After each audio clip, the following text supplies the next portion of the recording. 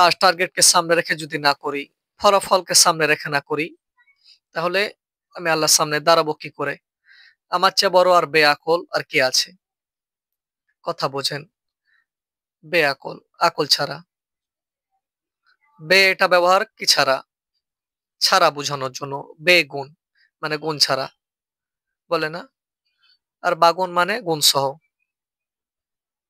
বেগুন মানে বেগুন। গুণ মানে গুণ আছে, মানে নাই। বেগুন মানে গুণ ছাড়া। বেগুন মানে কেউ রাগ হয়ে নাম দিয়েছে হয়তো। কারণ এটা চুলকা। কারোর জন্য চুলকেছে, রাগ হয়ে এটাকে বলে দিয়েছে, হয়তো বেগুন বলে দিয়েছে। আসলে বেগুনে লাভ না, বিষয়টা এরকম। বেগুন স্বাদেও ভালো, উপকারও বেশি। আর যেটা উপকার বেশি, ওটার পাওয়ার রিঅ্যাকশনও বেশি। কিন্তু এই জন্য বাগুন হওয়া এটা মানুষ দরকার ছিল, কিন্তু চুলকাইয়া মনে করে আগে এটাকে বেগুন বলে দিয়েছে। না তো এটার ভিতর গুণের অভাব নেই। টমেটো এটাও বেগুন, কিন্তু এটাকে মানুষ কি বলে? টমেটো বা বাগুন বলে। আর টমেটোর বিচি আর বেগুনের বিচি একই, খুলে দেখেন কাছাকাছি, ছোট ছোট বিচি সব। টমেটো খাওয়ার কত ফজিলত মানুষ বলে, বেশি খাইলে বেশি পাওয়ার তো কিডনি নষ্ট হয়ে যায়। যে জিনিস আসলে শক্তিশালী ওটার একটা রিয়েকশন আসবে। চিংড়ি মাছের রিয়েকশন আছে, এই জন্য এটা বেগুন। গুণ ছাড়া।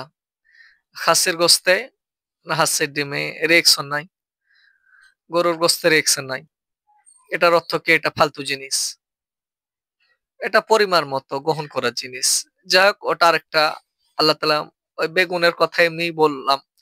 এত গুণ থাকা সত্ত্বেও ওটা ভাজলেও স্বাদ লাগে, ভর্তা করলেও স্বাদ লাগে, তরকার দিলেও স্বাদ লাগে। ওটাকে রাগ করে কে যে নাম দিয়েছে আল্লাহ জানে। ওই ওর হয়তো চুলকাইছিল এই জন্য বেগুন রেখেছে। এটা বেগুন না। যাই হোক, এমনি বললাম, কথা মনোযোগকে এদিকে আনার জন্য। তো ভালো করে ফলাফলকে সামনে রেখে কাজ করতে হবে। কাকে সামনে রেখে? ফলাফলকে সামনে রেখে কাজ করতে হবে। কি অর্জন করছি, চাই এটার প্রতি আগ্রহ বাড়বে। যখন বুঝবো না, একবার সুবহানাল্লাহ বললে এটার ফলাফল কি ওভাবে আপনি বলতে পারছেন কিনা বারবার চেষ্টা করবেন।